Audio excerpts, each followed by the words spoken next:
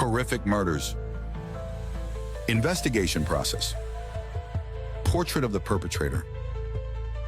Motive for the crime. Final verdict. Welcome to Mysterious Case.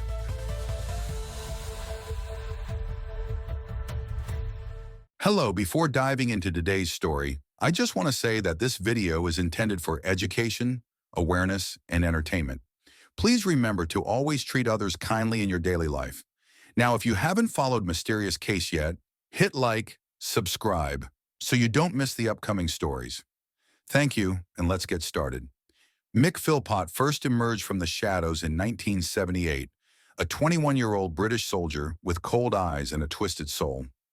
He entered the life of Kim Hill, an innocent 15-year-old girl, like a poisonous wind. When Kim sent him a breakup letter, a fuse ignited in Philpott's mind. That night, he didn't knock. He smashed the door down, a 9-inch knife gleaming in his hand under the moonlight. 27 stab wounds rained down on Kim, blood pooling across the bed. Her mother rushed in to intervene, only to receive 11 fatal strikes. Both lay there, breaths faltering, while Philpott stood watching, whispering, "If I can't have her, no one will."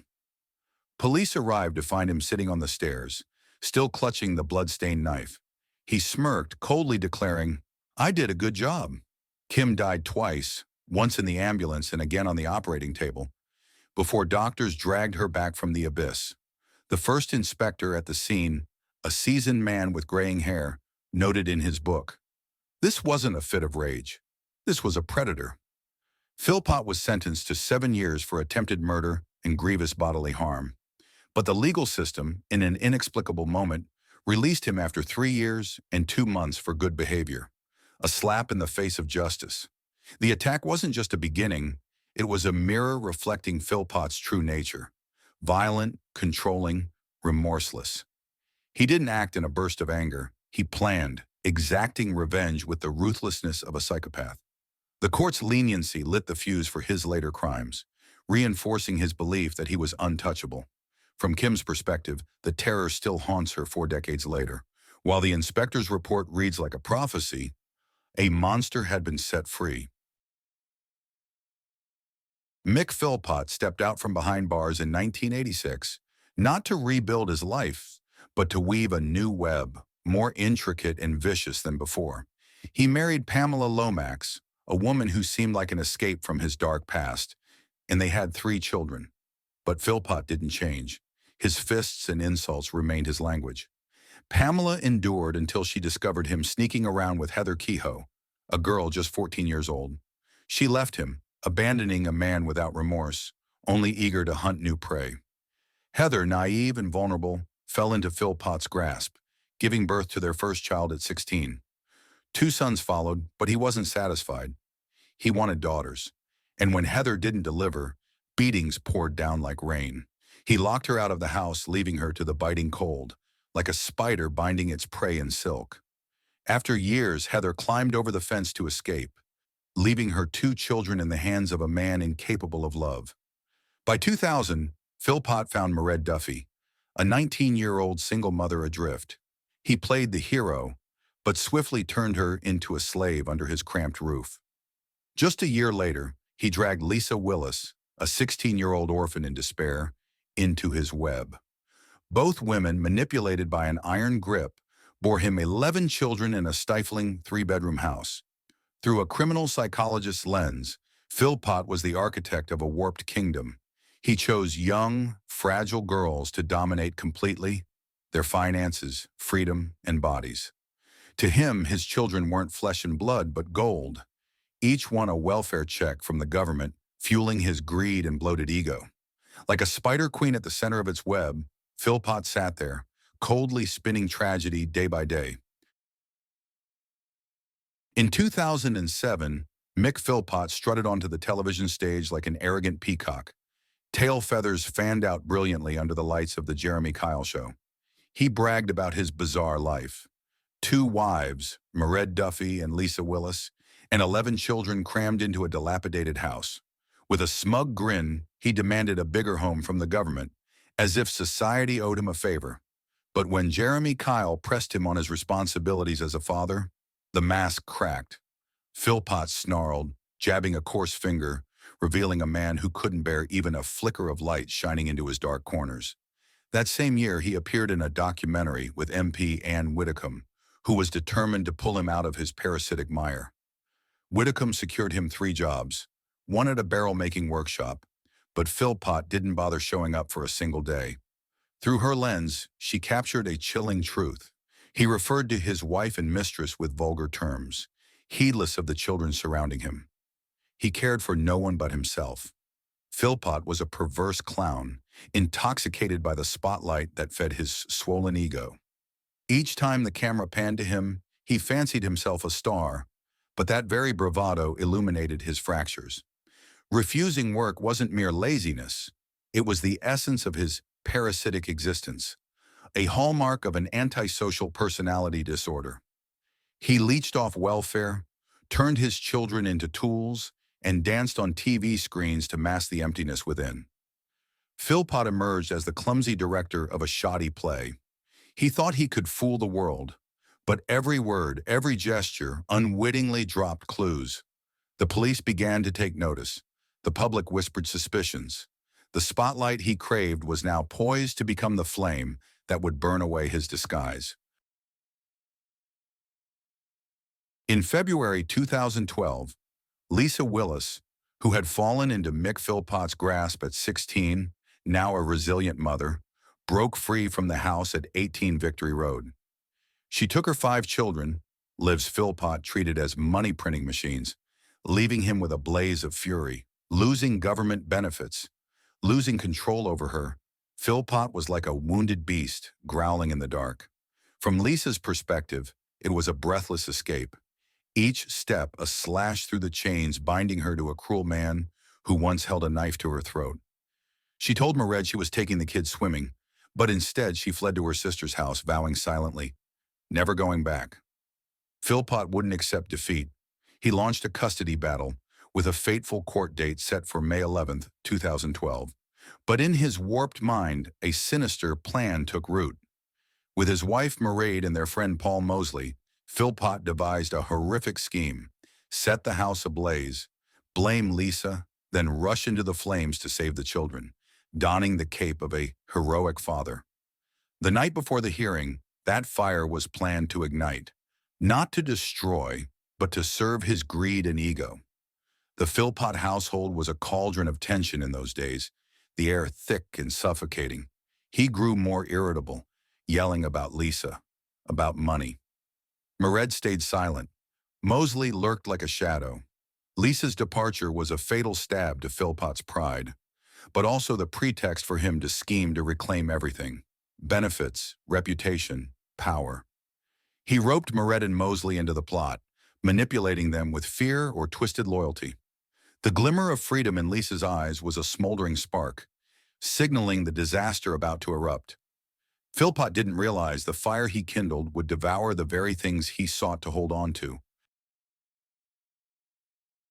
At 4 a.m. on May 11, 2012, the darkness of Victory Road shattered with a small explosion from the letterbox of number 18. Mick Philpott and Paul Mosley, hands stained with petrol, ignited the fateful blaze. They calculated that a little fuel would burn just enough for Philpott to play the hero, but they made a fatal misstep. Too much petrol, combined with the yacht varnish glossing the stairs, a deadly accelerant, turned the fire into a raging inferno. In moments, the flames roared, swallowing the escape route, clawing up to the top floor like a predatory beast. 6 children, Jade, 10, John, 9, Jack, 7, Jesse, 6, Jayden, 5, and Duwayne, 13, were trapped in their bedrooms with no chance. Thick black smoke and temperatures exceeding 500 degrees Celsius stole the breath from 5 of them on the spot. Duwayne, the resilient 13-year-old, survived that night, but 2 days later, the ventilator fell silent in the hospital. From a firefighter's perspective, it was a nightmare. I heard the fire screaming, like it was alive, pushing me back. There was no way in. Neighbors rushed forward, pounding doors, climbing over the caravan, shouting for the kids, but Philpott and Mairead stood there, still as statues, eyes cold amid the smoke. Philpott's foolish plan, too much petrol, underestimating the fire's speed, was proof of the impulsiveness and arrogance of a psychopath. He thought he could control the flames, as he controlled women and children, but the fire didn't obey. His act of standing by exposed the truth. The kids weren't his flesh and blood in his heart, just pawns in his fame-seeking charade. Through a neighbor's words, helplessness mixed with rage. "I almost reached them, but he didn't move an inch." The fire didn't just consume the house. It burned away Philpott's final mask, leaving 6 small souls in the ashes and a mystery awaiting answers.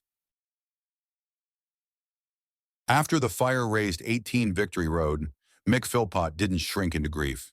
Instead, he danced on the edge of suspicion, bearing his true nature under the cold light of truth. In the morgue, where 6 small bodies lay still, he joked and even locked a police officer in a suffocating embrace, as if his children's deaths were a farce. At a press conference days later, Philpott feigned wiping tears, thanking the community without naming a single child. He even casually flirted with a female officer, complimenting her beauty, like a director drunk on the spotlight, oblivious to his crumbling script. But the darkness couldn't hide everything. The police, suspicious from the start, planted listening devices in the hotel where Philpott and Mairead stayed. Chilling recordings emerged. "It's all my fault," he muttered, voice steady, unshaken. Then he urged Mairead to sleep with Paul Mosley right there in the room, a depraved act to buy the accomplice's silence. This was the pivotal moment. He couldn't restrain himself. Every word, every move was a self-inflicted stab. Philpott, the self-proclaimed loving father, now stood exposed as a narcissistic puppet, driven by greed and apathy. His bizarre behavior, jesting amid tragedy, was the mark of a psychopath who couldn't masquerade forever. The recordings weren't just evidence. They were the death knell for his facade. This was when the curtain fell. Philpott didn't just kill his children, he killed his final mask, leaving a naked monster before the light of justice. The ashes at 18 Victory Road were still warm when the investigation team began tracing the clues. The scene was an open book, a hastily discarded petrol can, grimy gloves, and most damningly, petrol traces clinging to the clothes of Mick Philpott, Mairead Duffy, and Paul Mosley. Each fiber told a story, not of an accident, but of a staged crime. Lisa Willis, Philpott's former lover, briefly fell under suspicion when he pointed the finger at her, but the evidence turned against him. The investigators' gaze shifted to the trio, and the noose began to tighten. On May 28, 2012, just 2 weeks after the fire, Philpott and Mairead were handcuffed on murder charges. He maintained his arrogance, but Mairead's voice trembled as she was led away. By November 5th, Paul Mosley joined them in custody, his face pale as police read his rights. Physical evidence, petrol on their clothes, paired with the chilling hotel recordings, delivered a knockout blow. "It's all my fault," Philpott had muttered, unknowingly tying the noose around his own neck. Yet the murder charge didn't hold. The original plan was to save the children for his heroic act, so the court downgraded it to manslaughter, a detail that left the investigation team shaking their heads in frustration. The trio's coordination revealed a complex conspiracy. Philpott manipulated, Mairead submitted, Mosley stumbled. Their statements didn't align, like mismatched pieces in a deadly game. Through the investigator's lens, analyzing the scene was a chilling hunt. Every drop of petrol, every hair, every recorded whisper was a dagger-piercing Philpott's disguise. The indictment took shape, sharp as a blade of justice. The net had closed, but a haunting question lingered. Would the law be strong enough to bind this monster? On April 2, 2013, the Nottingham courtroom stifled under the glare of lights and the cold stare of justice. Mick Philpott, the mastermind with a faint smirk on his lips, received a life sentence, minimum 15 years, for the manslaughter of 6 children. Mairead Duffy, the submissive wife, and Paul Mosley, the cowardly accomplice, each got 17 years with a minimum of 8.5 years. Through the judge's eyes, the trial was a tragedy laid bare. The jury dissected every shred of evidence, petrol on clothes, whispers on recordings, to unravel Philpott's plot to burn the house. He aimed to be a hero, but the fire turned him into a demon. The sentences reflected their guilt. Philpott, the dark mind, bore the heaviest penalty, while Mairead and Mosley, puppets in his hands, received relative leniency. But 6 lives, Jade, John, Jack, Jesse, Jayden, Duwayne, traded for mere years in prison? The public roared in anger outside the court. Not even 3 years per killer. From my view, the verdict was a fragile balance between law and reality. Intent to kill wasn't clear, but the consequences were undeniable. Yet the story didn't end in the shadows. In 2020, Mairead walked free after half her term, given a new identity, escorted more like a star than a killer. Mosley was released in 2021, returned to prison in 2022 for breaching parole, then freed again in 2023. Philpott remains behind bars, his face unrepentant. The early releases sparked a storm of criticism. Does the justice system truly punish enough to deter monsters like them from striking again? Through the lens of justice, the ruling was a spotlight on the crime, but for many it was a feeble glow, too weak to dispel the tragedy's darkness. 6 small graves stay silent, awaiting answers the law hasn't provided. Derby, a small city, now bears an unhealed scar. Beneath the cemetery's canopy, 6 tiny graves lie still.